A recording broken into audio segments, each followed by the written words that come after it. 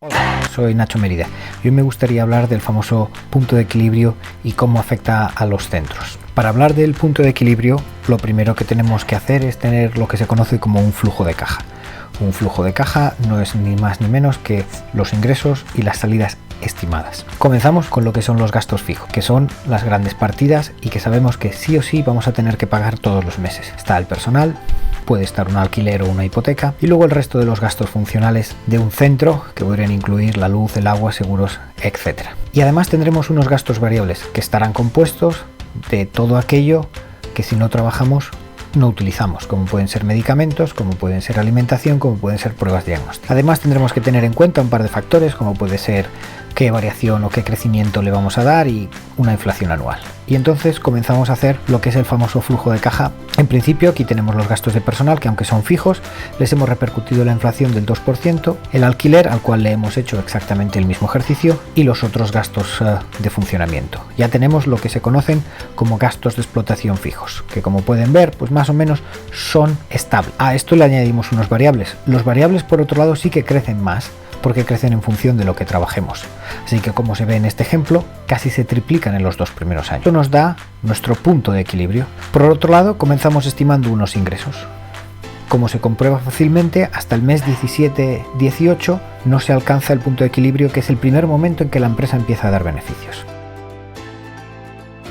En el escenario ideal, los ingresos superan al punto de equilibrio, por tanto tenemos beneficios. Y esto lo comprobamos en la gráfica. La línea amarilla nos marca los ingresos y la parte sólida, verde oscura y verde clara, la suma de gastos de explotación fijos más coste variable. Ahí es el primer momento en el que empezamos a tener beneficio. Este es el momento en el cual la clínica empieza a ser rentable.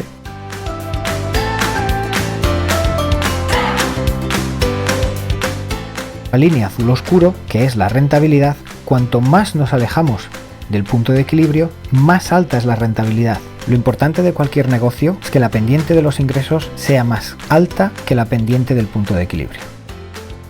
¿Qué nos ocurre cuando tenemos una caída de ingresos del 15%, como pudiera darse en el momento actual? Imaginemos que en el momento actual estábamos en el punto de equilibrio, beneficio cero, y de repente sufrimos una caída de los ingresos del 15% y mantenemos los gastos. Pues como puede verse, el beneficio pasa a ser negativo, empezamos a dar pérdida. Nuestro punto de equilibrio aparece 6 meses más tarde con el crecimiento normal, si no hiciéramos nada. Esto se ve mucho mejor en la gráfica.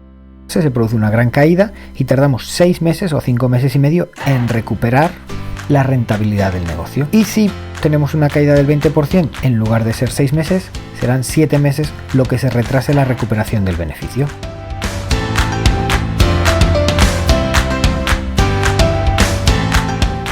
¿Qué soluciones podemos tener? Bien, la solución más elemental que suele darse es la reducción de personal. En este momento, ¿qué ocurre? Que hemos pasado de tener 6.500 unidades monetarias de gasto a tener 5.200. Hemos caído un 20%, ya sea reduciendo el personal en su número o reduciendo los salarios. ¿A dónde nos lleva esto? Como el resto de los gastos se mantienen estables, nos encontramos que el punto de equilibrio es más bajo que anteriormente. ¿Y qué nos ocurre? Se produce una caída del 20%, la pérdida de beneficio es mucho más baja. Tardamos 6 meses en recuperar los 1.300 euros que hemos descontado de los salarios. La gráfica nos muestra cómo, a pesar de que se recupera el beneficio mucho antes, esto es a costa de los salarios o del personal.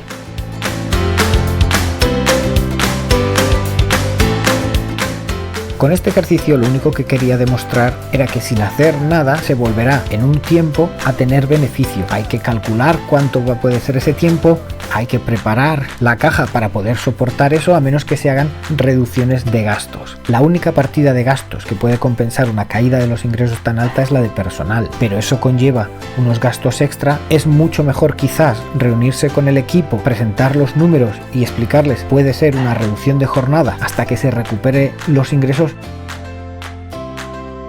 Y hasta aquí el concepto financiero de hoy. Muchas gracias por la atención y cualquier duda no olvidéis visitar nuestras páginas web. Un saludo.